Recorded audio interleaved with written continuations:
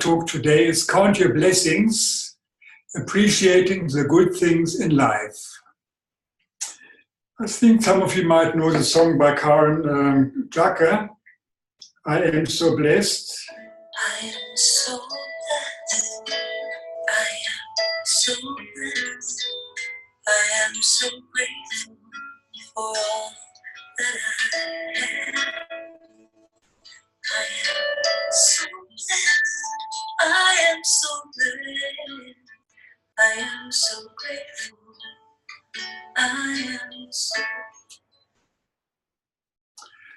I am so blessed. Yes, I feel blessed to be here, to be at Jana, and to deliver this talk today.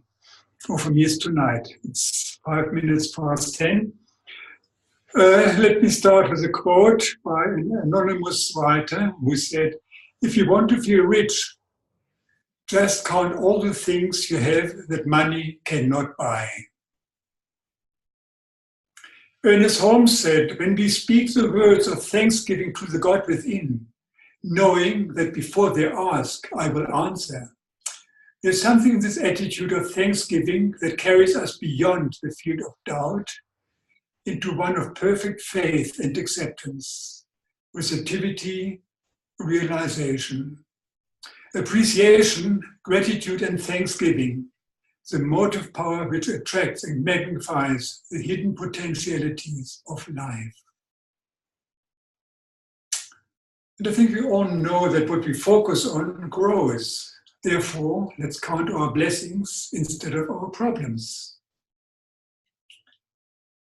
And Mary Morrissey said the following: "Gratitude invokes the law of increase.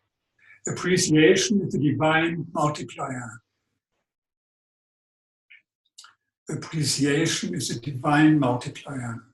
I just ask you to close your eyes for a few moments and just to be still. And from the space of stillness, just bring to mind some of your blessings.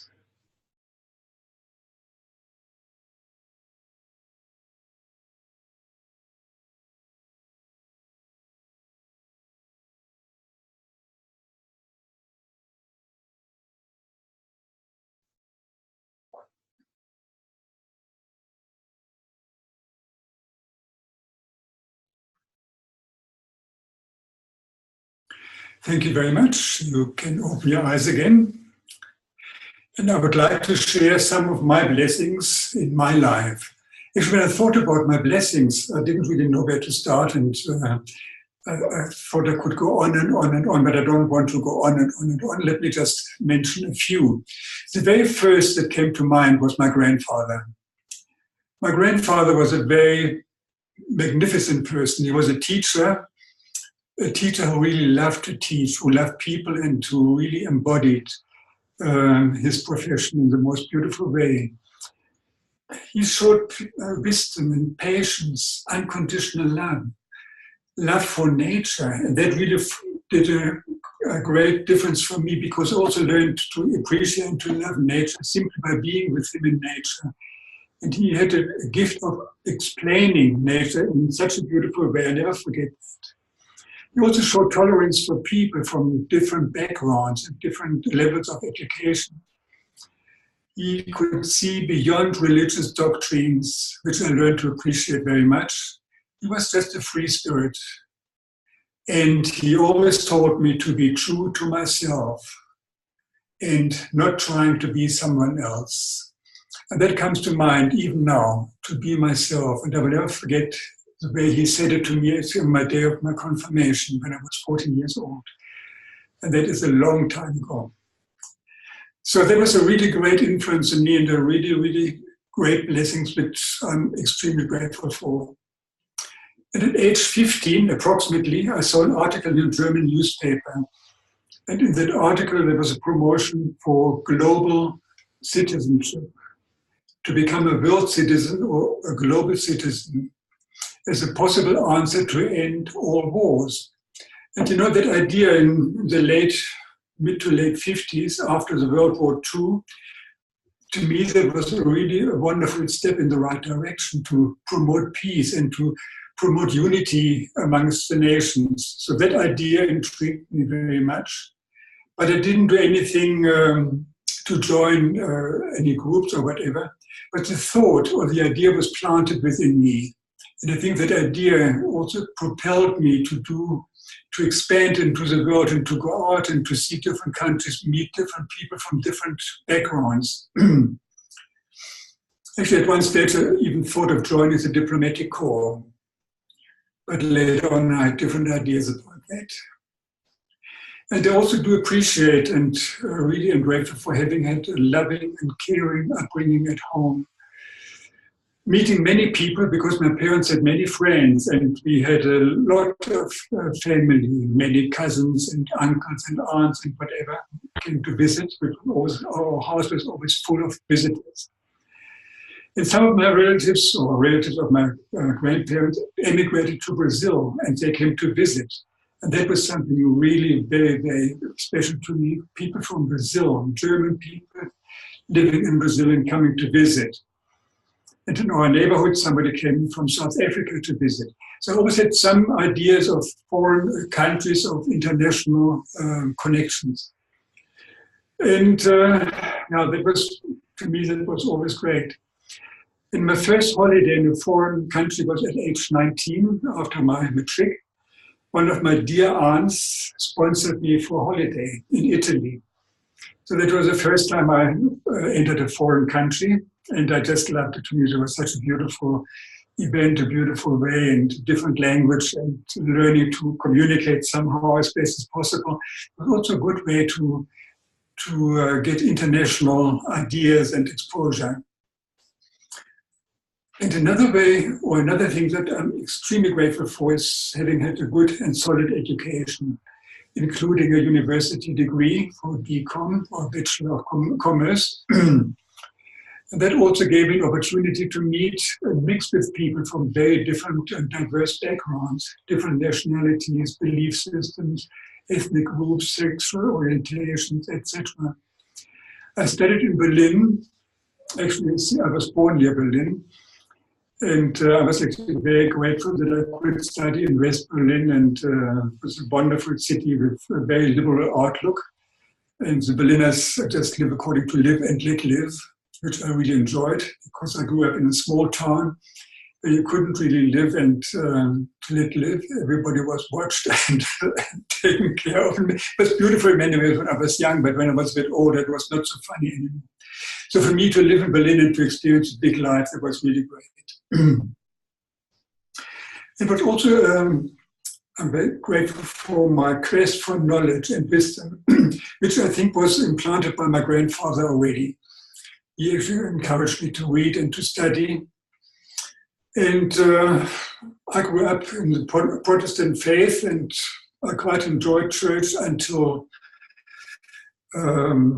confirmation. And then thereafter, I actually found it doesn't really served me much longer, and I went into studying other things like Rudolf Steiner, Rosicrucians, for instance.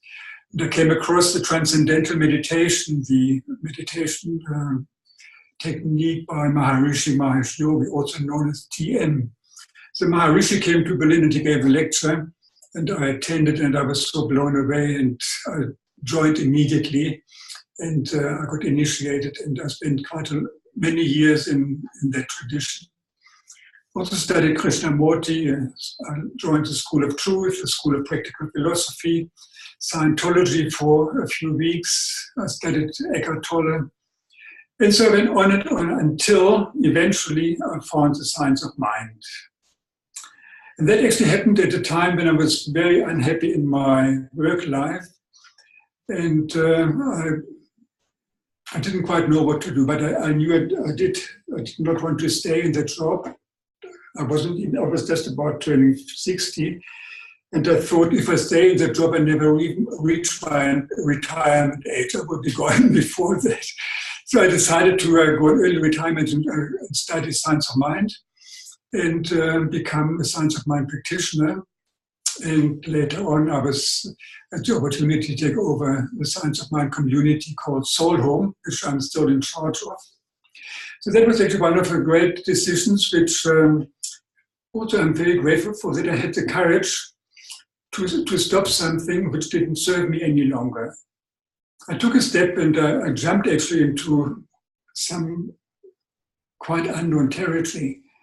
And many people warned me, they said, you can't do that, you don't have enough money, etc. And I said, well, I'll do it anyway. And that was also a very good decision, which still serves me.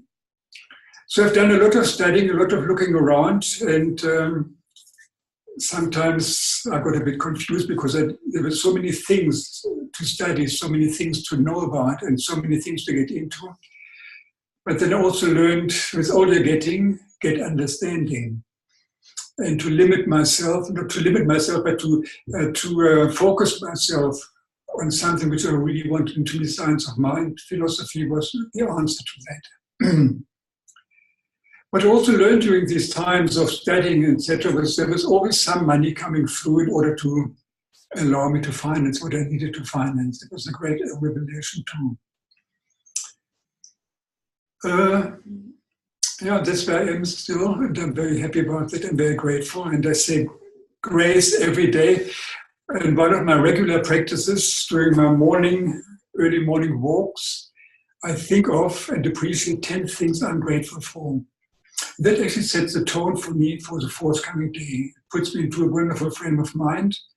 And yeah, it makes me actually happy and grateful for doing what I'm doing. So I would like to end with an affirmation by Ernest Holmes. He said, happiness and wholeness fill my entire being with the realization of love and perfection. Let me repeat that.